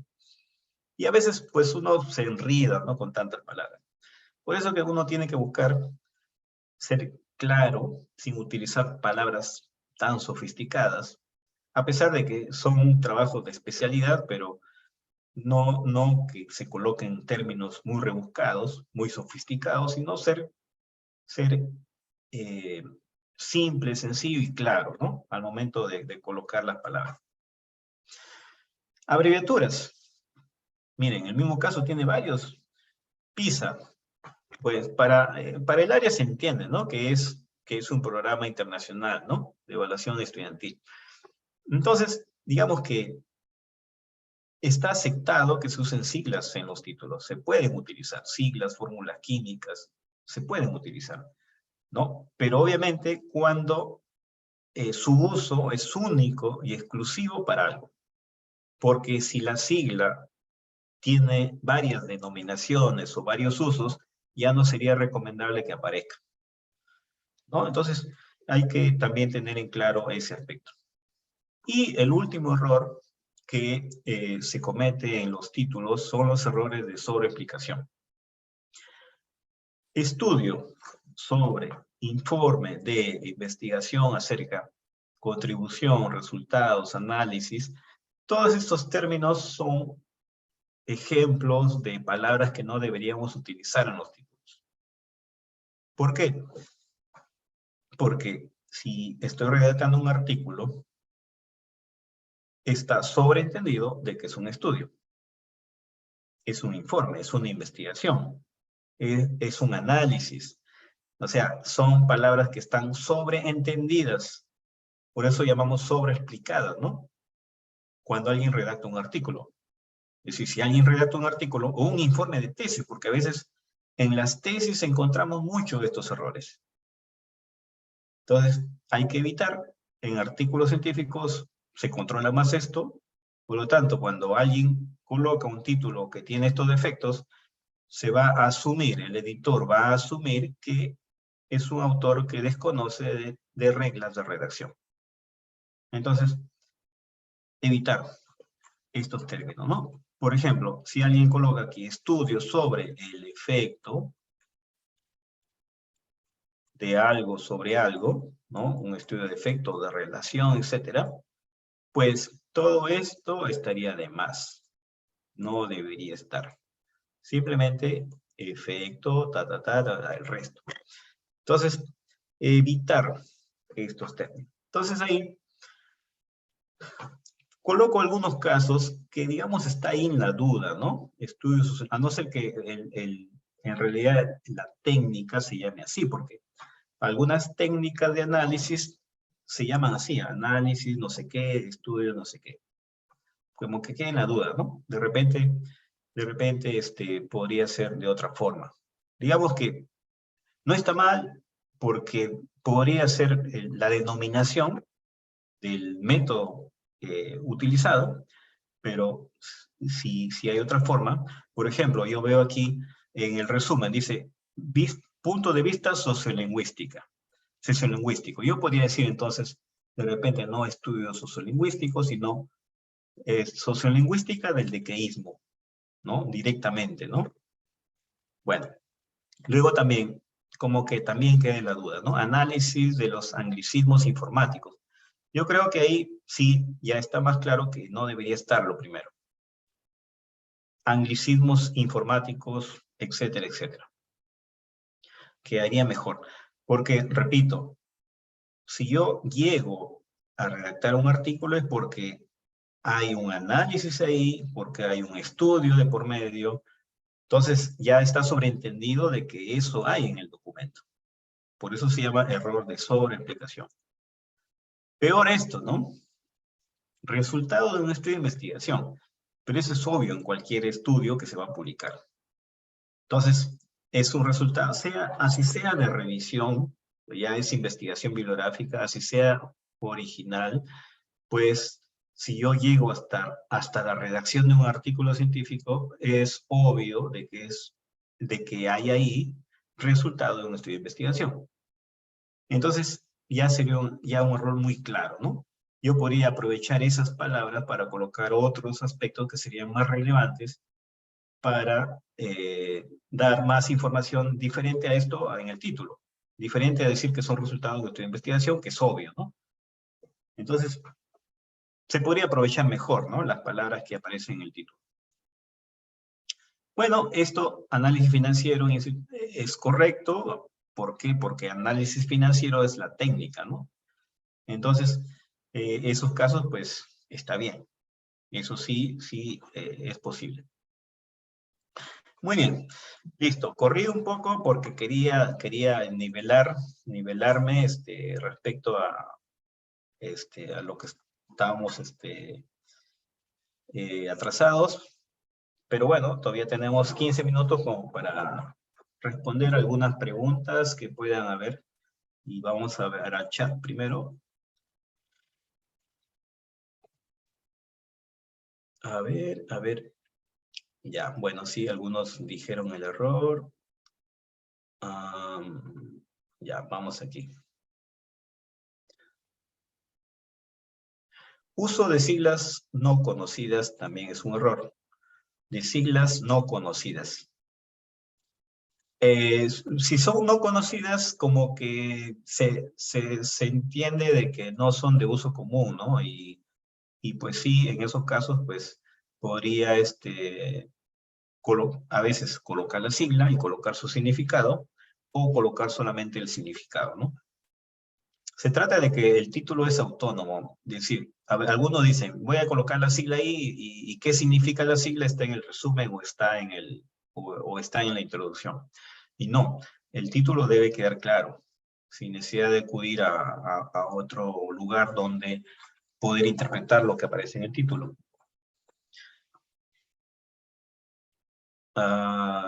¿Todas las palabras deben ir con letra inicial en mayúscula? No. Por regla, lo que debe ir en mayúscula es la primera palabra, o las palabras o de nombres o palabras propias, ¿no? Ahora, si la revista tiene por estilo, porque puede pasar de que la revista por estilo a cada palabra lo coloque en mayúscula, pues ya es el estilo de la revista. No es que sea una regla general. Pero pasa eso, ¿no? En muchas publicaciones, en muchas revistas, colocan mayúscula a cada palabra que aparezca en el título. Sí, profesor Luis Pola, está levantada la mano. Disculpe, esa era mi pregunta, profesor, sino que está intentando bajar la mano ya. Ya. Listo. Muy bien.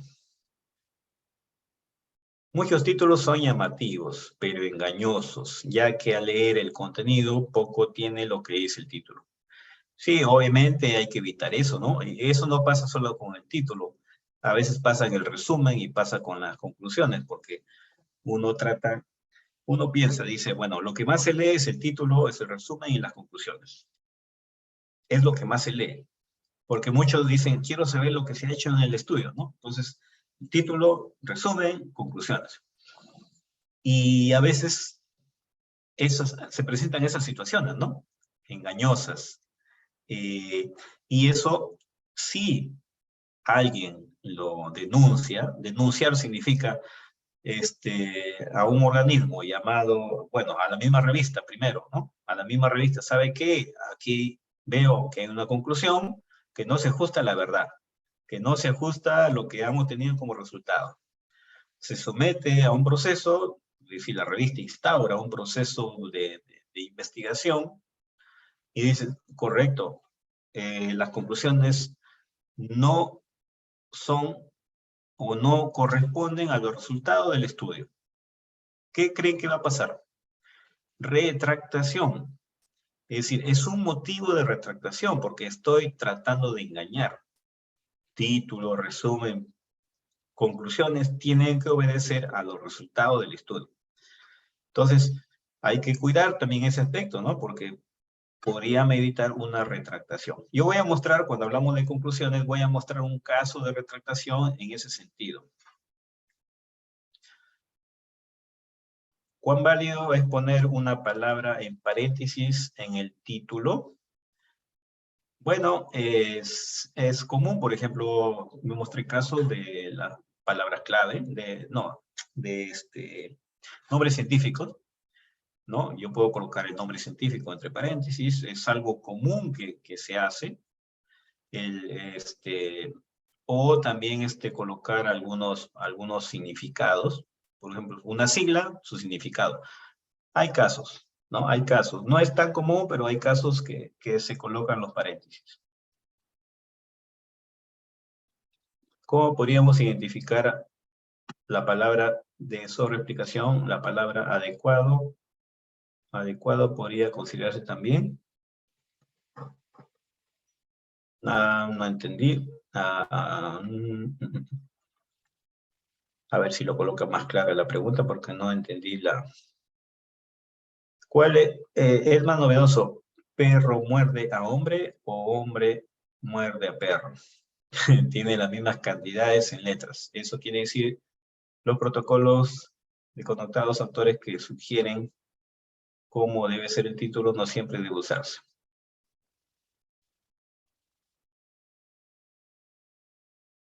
Parece que es un ejemplo nada más, no es una pregunta. Algo anecdótico.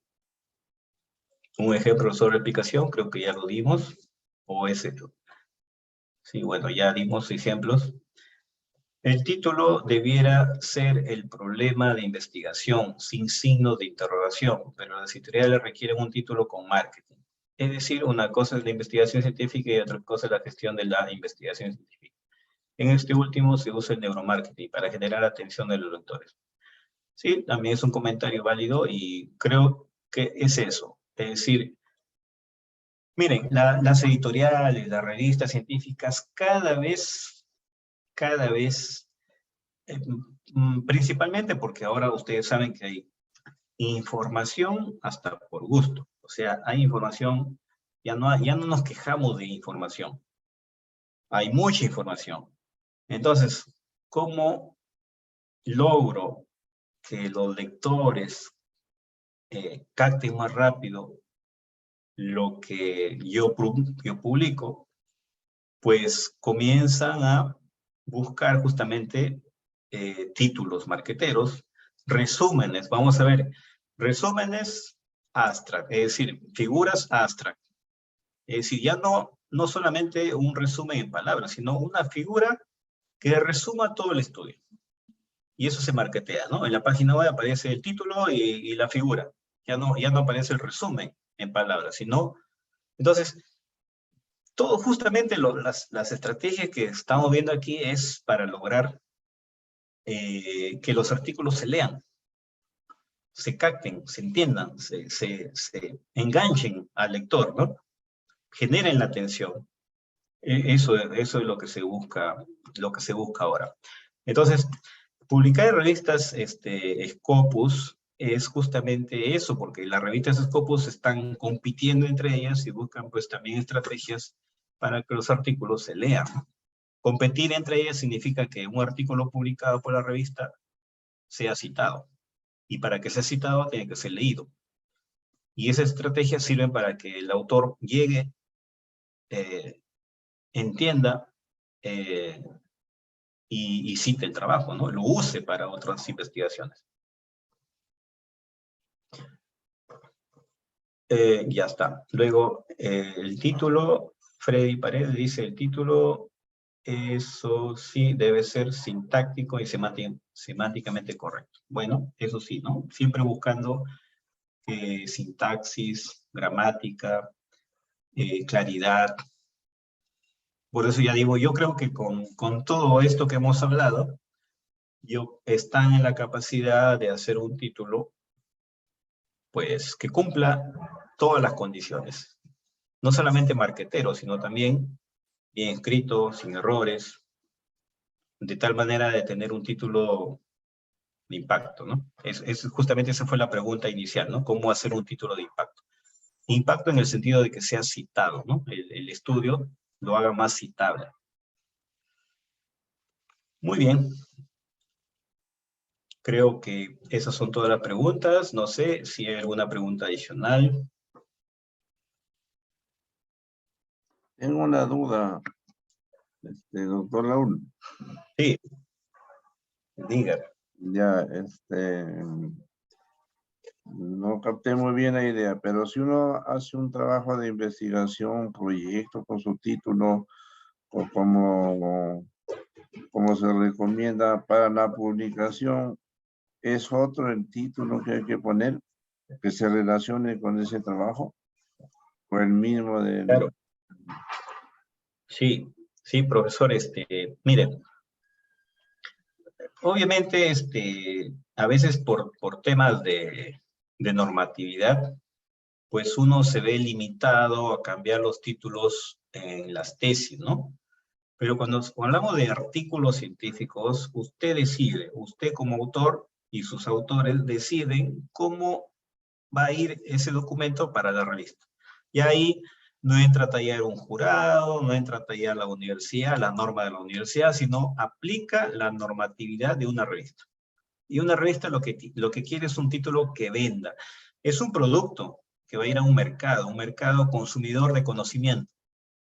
Entonces, ¿cómo compito en ese mercado?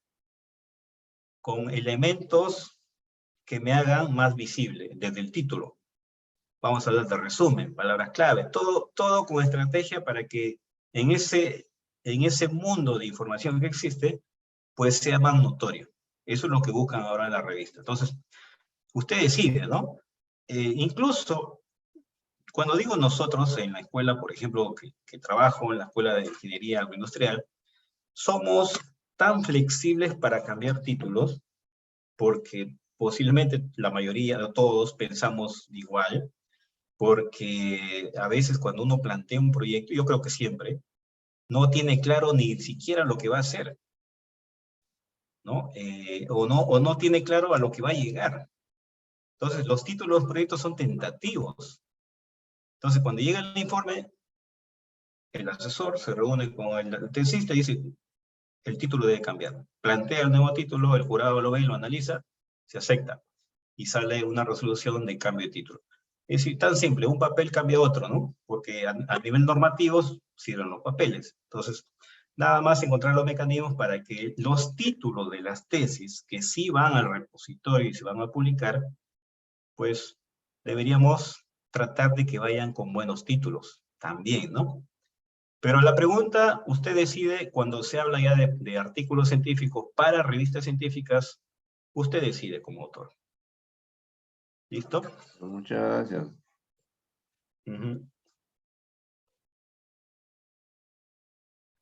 Nombre del proyecto se puede cambiar, título de informe, bueno, sí.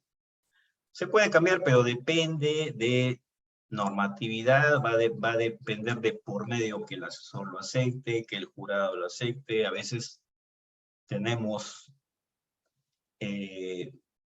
personas que no piensan igual que otros y ahí se genera un problema, ¿no?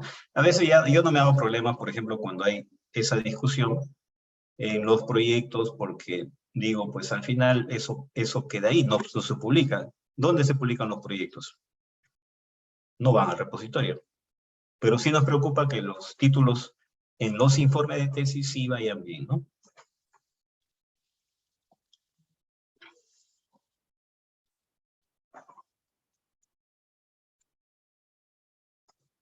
Muy bien.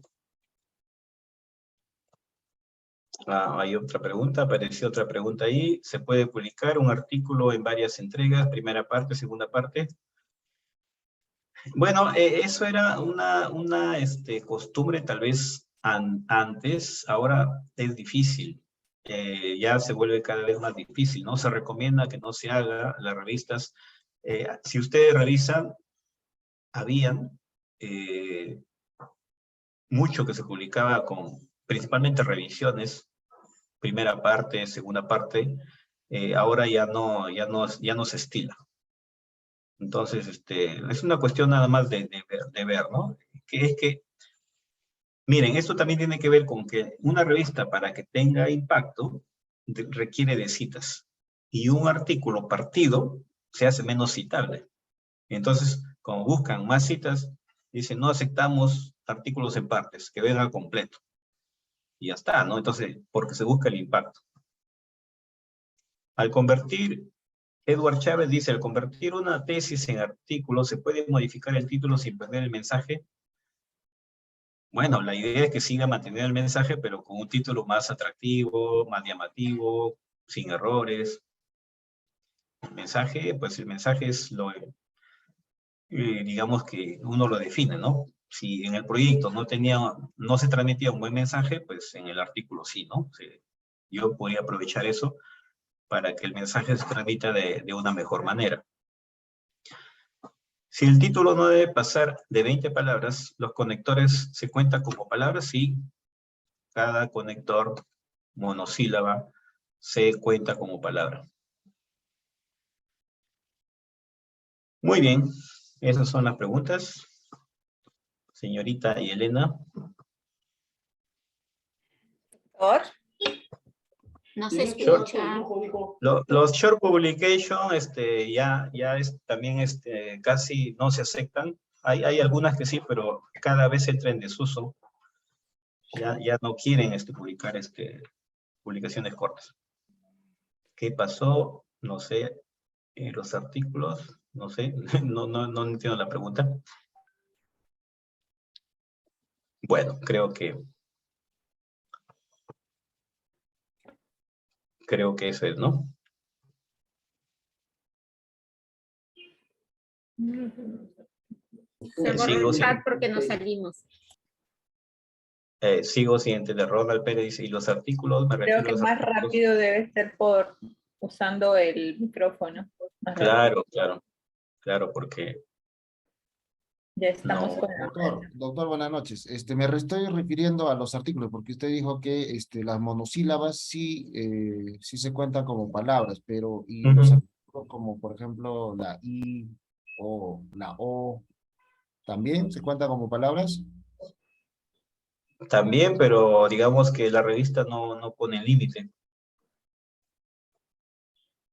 Si alguna revista pone límite, tendrá que decir si considera o no las monosílabas.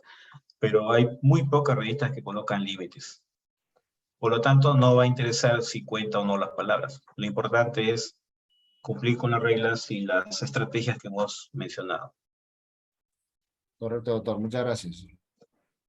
Ok. ¿No hay más preguntas? Sino para dar por concluida la sesión del día de hoy. Nos vemos el día jueves. Sí, entonces, buenas noches. Se cuidan todos y nos vemos. No hagan hígado. No piensen en el examen. Buenas noches. Nos vemos Buenas noches, doctor. Muchas gracias. Buenas noches, doctor. Buenas noches con todos. Gracias, doctor. Buenas noches. Buenas noches, doctor. Muchas gracias. Buenas noches. Buenas noches. Cuídense, buenas noches. Buenas noches, doctor. Buenas noches, cuídense. Bye, bye.